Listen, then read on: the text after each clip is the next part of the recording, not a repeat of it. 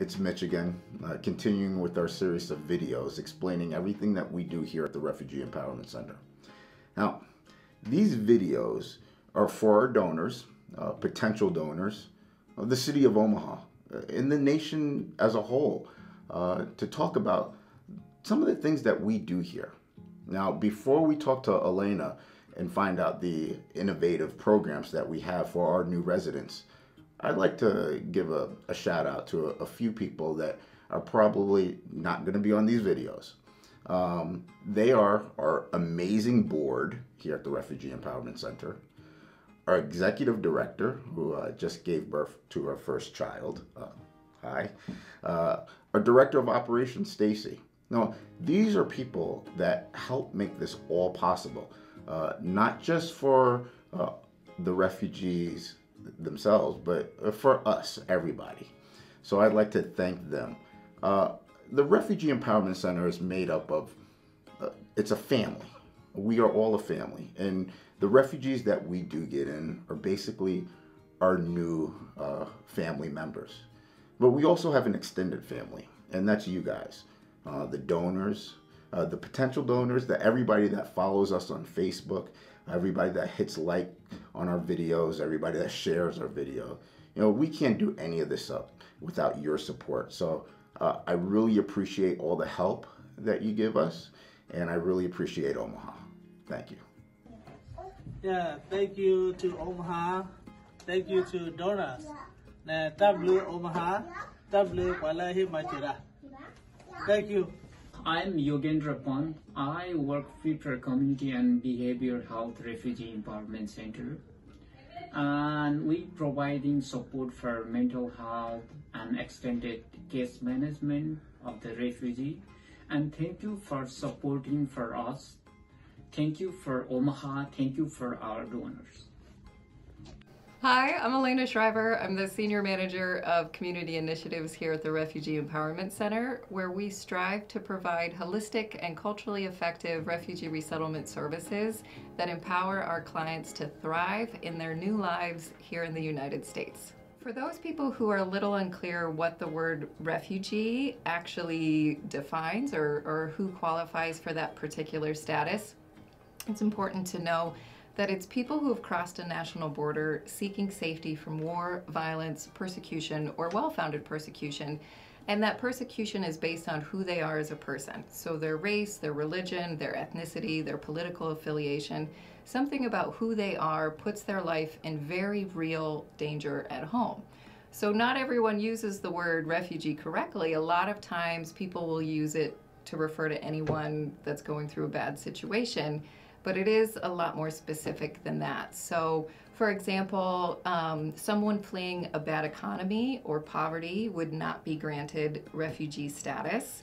It's not about seeking better education or better employment opportunities. It's literally seeking life itself, not a better life.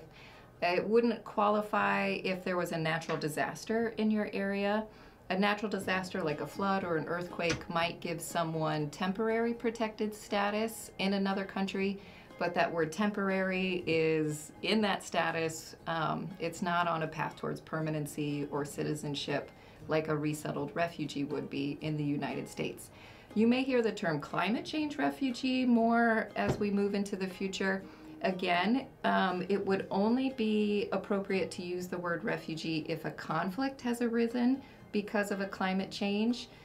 So for example, if there's a drought in a region and that limits food source and then conflict or fighting breaks out over those limited resources, it would be that violence of the conflict that would enable that refugee status to be applied in that situation. So it's a really small group of people. Of the 79.5 million forcibly displaced people in the world right now today, only about 26 million would qualify for refugee status, and less than 1% of that 26 million would be eligible to go through the refugee resettlement program.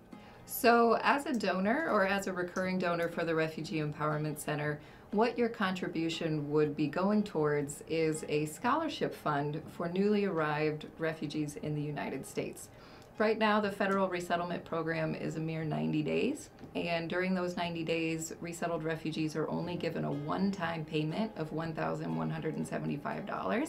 So as you can imagine, that doesn't go very far, which means that person is forced to start working as quickly as possible after arrival. So typically someone in the family, or maybe even both parents if it's a two-parent household, are working full-time jobs by the end of their 90-day period, which does not allow for studying English, time to learn how to drive, time to equivalize your degree from overseas, or obtain more education that might further your employability here in the United States.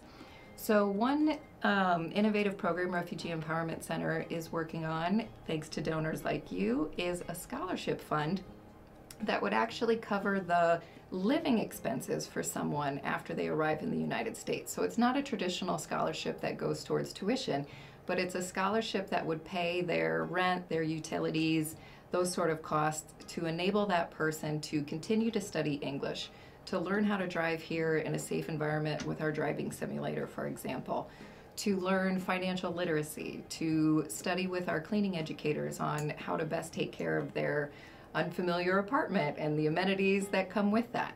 So by donating to the scholarship fund, you're actually giving people the gift of time. Instead of going to work 10 hours a day, second or third shift at a food processing plant, that person is able to come to classes here, or we can connect them with classes at other agencies across town, and they can be present during that adjustment period. They can be present for their kids, they can be present for their family, they can be present for themselves and have that time to figure out how they're feeling and what they actually want to do with their life here in the United States, and what career path they would like to choose for themselves, rather than just being forced into a manual labor, low income, second or third shift job that isn't exactly ideal.